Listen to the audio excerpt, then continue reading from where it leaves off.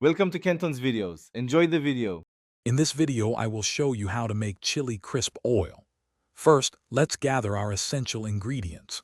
You'll need a good neutral oil like grapeseed or canola, along with dried chilies, garlic, ginger, and shallots. Make sure to thinly slice your aromatics to ensure they crisp up nicely.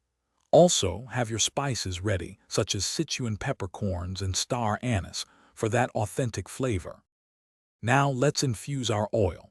Gently heat your neutral oil in a saucepan to around 325 degrees Fahrenheit.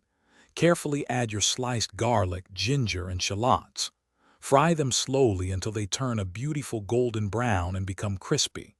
Once they're perfectly crisp, remove them from the oil. Then, add your whole spices like star anise to the hot oil for a few minutes to release their fragrance. This is the exciting part where everything comes together.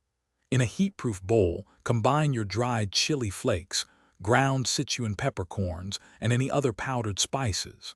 Now, carefully and slowly pour the hot, infused oil over the chili mixture.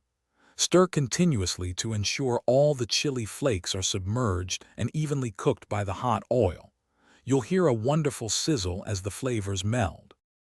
Once your chili crisp has cooled completely, transfer it to a clean, airtight jar.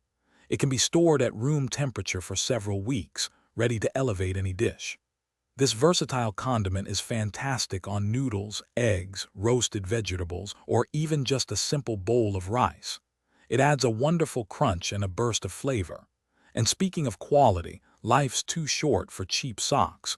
Go darn tough with a lifetime warranty. Check the description for a link to Darn Tough socks and other great deals. Thanks for watching. Consider subscribing if we helped you.